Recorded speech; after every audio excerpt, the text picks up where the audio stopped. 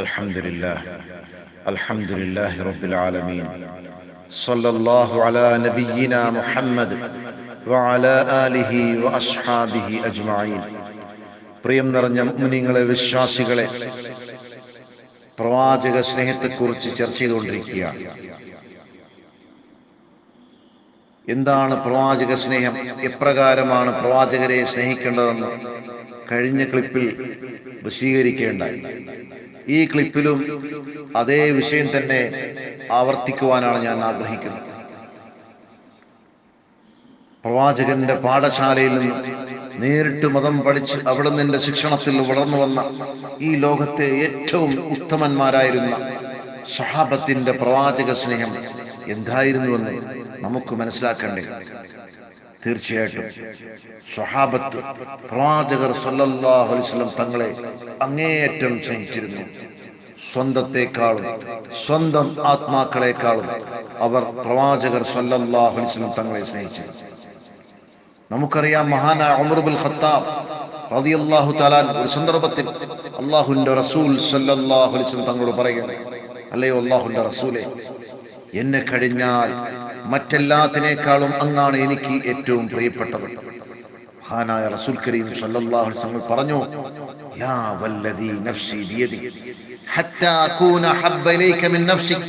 അല്ല ഉമറേ, എന്റെ ആത്മാവ് ആരുടെ കയ്യിലാണോ അവൻ തന്നെയാണ് സത്യം.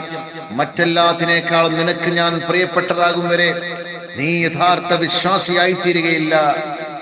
ഇത് കേട്ട് ഉമർ റളിയല്ലാഹു തആല പറഞ്ഞു, അതേ നബിയെ, എല്ലാത്തിനേക്കാളും താങ്കൾ എനിക്ക് പ്രിയപ്പെട്ടതാകുന്നു. മഹാനായ റസൂൽ കരീം സല്ലല്ലാഹു അലൈഹി വസല്ലം തങ്ങൾ മറുപടി പറഞ്ഞു, അൽആന യാ ഉമർ, അതേ ഉമറേ, നീ ഇപ്പോഴാണ് ശരിയായത്, നീ ഇപ്പോഴാണ് യഥാർത്ഥ വിശ്വാസിയായി തീർന്നത്. നോക്കൂ സുഹൃത്തുക്കളെ, അവർ അങ്ങേയറ്റം പ്രവാചകർ സല്ലല്ലാഹു അലൈഹി വസല്ലം തങ്ങളെ സ്നേഹിച്ചിരുന്നു. എന്തിനാണ് പ്രവാചക സ്നേഹം? എന്താണ് അതുകൊണ്ട് ഉദ്ദേശിക്കപ്പെടുന്നത്? അബൂ താലിബ് നബിയെ സ്നേഹിച്ചിരുന്നു. അത് കേവലം ഒരു പിതാവിന് മകനോടുള്ള സ്നേഹത്തിലപ്പുറമൊന്നുമായിരുന്നില്ല. ഇസ്ലാമിക അധ്യാപനങ്ങളെ പിന്തുടരുന്നതിൽ അദ്ദേഹം നബിതങ്ങളെ സ്നേഹിച്ചിരുന്നില്ല എന്നതിന്റെ പേരിൽ അദ്ദേഹം നരകത്തിലുമാണ്. ആരാണ് അബൂ താലിബ്? നബിതങ്ങളുടെ കൊച്ചാപ്പ, നബിതങ്ങൾക്ക് താണും തണലുമായ കൊച്ചാപ്പ, എല്ലാ ആപദ്ഘട്ടങ്ങളിൽ നബിതങ്ങളെ സഹായിച്ച, നബിതങ്ങളെ പിന്തുണച്ച കൊച്ചാപ്പ. അദ്ദേഹത്തിന് വിശ്വാസിയായി മരിക്കാൻ സാധിച്ചുവോ? അദ്ദേഹത്തിന് കലിമ പറയാൻ സാധിച്ചുവോ? അദ്ദേഹം അവിശ്വാസിയായിട്ടല്ലേ മരിച്ചത്? നബിതങ്ങളെ ബാഹ്യമായി സ്നേഹിച്ചതിന്റെ പേരിൽ അദ്ദേഹം രക്ഷപ്പെട്ടുവോ? ഒരിക്കലുമില്ല. നബിതങ്ങളെ ബാഹ്യമായി സ്നേഹിച്ചതിന്റെ പേരിൽ അദ്ദേഹം രക്ഷപ്പെട്ടില്ല. അദ്ദേഹം അവിശ്വാസിയായിട്ടാണ് മരിച്ചത്. നാളെ അദ്ദേഹം നരകത്തിലുമാണ്. വിശുദ്ധ ഖുർആന്റെ നസ്സാണ്. അങ്ങേയറ്റം പ്രവാചകരെ സ്നേഹിച്ചു. എത്രത്തോളം പറഞ്ഞാൽ നബിതങ്ങളെ സ്നേഹിച്ചതിന്റെ പേരിൽ, നബിതങ്ങളെ സഹായിച്ചതിന്റെ പേരിൽ, നബിതങ്ങൾക്ക് പിന്തുണ കൊടുത്തതിന്റെ പേരിൽ അദ്ദേഹം ഒറ്റപ്പെട്ടു, അദ്ദേഹം ബഹിഷ്കരിക്കപ്പെട്ടു. എന്നിട്ട് പോലും നബിതങ്ങളെ കൈപിടിഞ്ഞില്ല, നബിതങ്ങൾക്ക് സഹായം ചെയ്തുകൊണ്ടേയിരുന്നു. എത്രത്തോളം പറഞ്ഞാൽ മഹാനായ റസൂൽ കരീം സല്ലല്ലാഹു അലൈഹി വസല്ലം തങ്ങളോട് ഒരു സന്ദർഭത്തിൽ അബൂ താലിബ് പറഞ്ഞു, വലഖദ് അലിംതു ബി അന്ന ദീന മുഹമ്മദി മിൻ ഖൈരി അദിയാനിൽ ബരിയത്തി ദീന ലൗലൽ മലാമത്തു ഔ ഹിദാറു മസബ്ബത്തിൻ ലവജദ്തനി സംഹം ബിദാക മുബീന. വലഖദ് അലിംതു ബി അന്ന ദീന മുഹമ്മദി മിൻ ഖൈരി അദിയാനിൽ ബരിയത്തി ദീന. ലോകത്തുള്ള മതങ്ങൾ വെച്ച് ഏറ്റവും ശ്രേഷ്ഠമായ, ഏറ്റവും ഉത്തമമായ മതം മുഹമ്മദിന്റെ മതമാണെന്ന് എനിക്കറിയാം. പിന്നെന്തുകൊണ്ട് ഞാൻ വിശ്വസിച്ചില്ല? പിന്നെന്തുകൊണ്ട് ഞാൻ അതിന് പിന്തുണ കൊടുത്തില്ല? ലൗലൽ മലാമത്തു ഔ ഹിദാറു മസബ്ബത്തിൻ ലവജദ്തനി സംഹം ബിദാക മുബീന. ആക്ഷേപവും കുത്തുവാക്കും ചീത്തവാക്കും ഇല്ലായിരുന്നുവെങ്കിൽ തീർച്ചയായിട്ടും ഞാൻ അതിനെ സ്വീകരിക്കുമായിരുന്നു. എന്നെ ജനങ്ങൾ ആക്ഷേപിച്ചില്ലായിരുന്നുവെങ്കിൽ, കളിയാക്കിയിട്ടില്ലായിരുന്നുവെങ്കിൽ, ചീത്ത വിളിച്ചിട്ടില്ലായിരുന്നുവെങ്കിൽ തീർച്ചയായിട്ടും ഞാൻ മുഹമ്മദിന്റെ മതത്തെ സ്വീകരിക്കുമായിരുന്നു. അങ്ങേയറ്റം നബിതങ്ങളെ സ്നേഹിച്ചിരുന്നു. പക്ഷേ നബിതങ്ങളെ സ്നേഹിച്ചതിന്റെ പേരിൽ അദ്ദേഹത്തിന് കലിമ പറയാൻ സാധിച്ചില്ല. നബിതങ്ങൾക്ക് എല്ലാ രീതിയിലും സഹായം ചെയ്ത വ്യക്തിയായിരുന്നു അദ്ദേഹം. നബിതങ്ങൾക്ക് എല്ലാ രീതിയിലും സഹായം ചെയ്ത വ്യക്തിയായിരുന്നു. നബിതങ്ങൾക്ക് താണും തണലുമായിരുന്നു.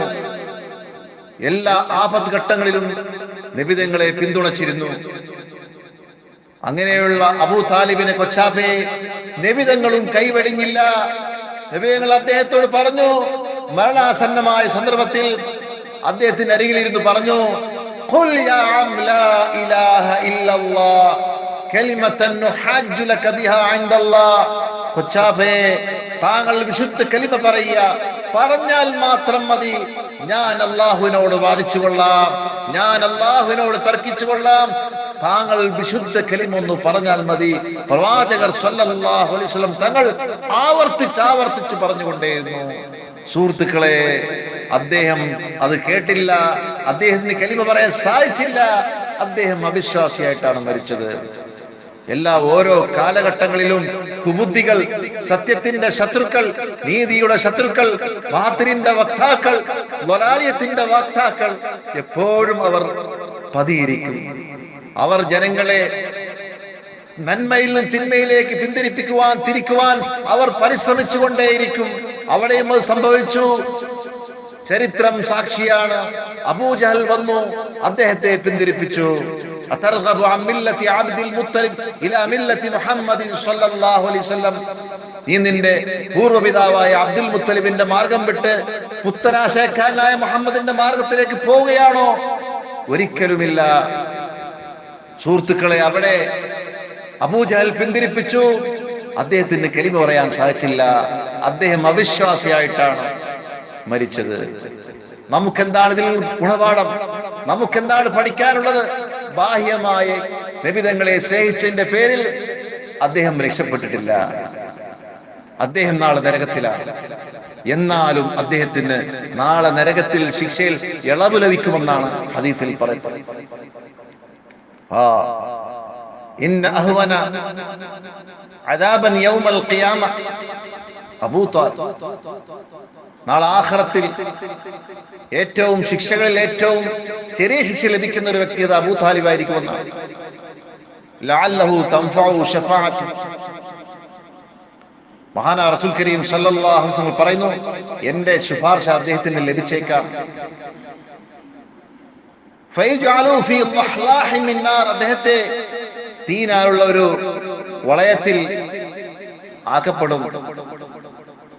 അദ്ദേഹത്തിന്റെ ശരീരഭാഗം മുഴുവൻ തീ സ്പർശിക്കുകയില്ല, കാൽഭാഗത്ത് മാത്രമായിരിക്കും തീ സ്പർശിക്കുന്നത്. പക്ഷേ അത് തന്നെ ധാരാളം മതി. അദ്ദേഹത്തിന്റെ കാൽഭാഗത്തിൽ സ്പർശിക്കുന്ന ആ തീ അദ്ദേഹത്തിന്റെ തലച്ചോറ് വരെ എത്തുകയും അത് ശരീരം മൊത്തം കത്തിക്കുകയും കരിക്കുകയും ചെയ്യുന്നതാണ്. അതുകൊണ്ട് യാതൊരു പ്രയോജനമില്ല. അങ്ങനെയുള്ള ഒരു ഇളവ് ലഭിച്ചതിന്റെ പേരിൽ അദ്ദേഹത്തിന് യാതൊരു പ്രയോജനം ലഭിക്കുന്നില്ല. സുഹൃത്തുക്കളെ, അദ്ദേഹം ശാശ്വതമായിട്ട് നരകത്തിലാണ്.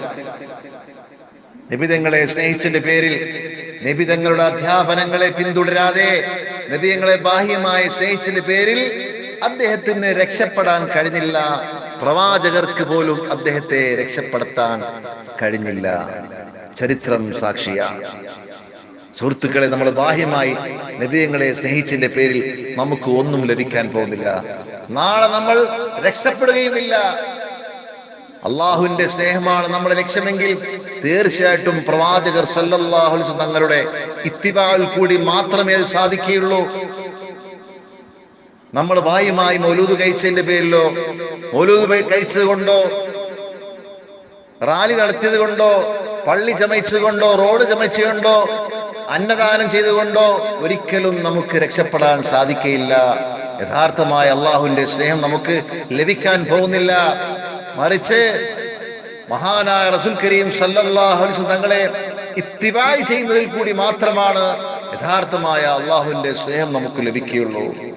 സുഹൃത്തുക്കളെ, നമ്മുടെ ലക്ഷ്യം അള്ളാഹുവിന്റെ സ്നേഹമാണ്.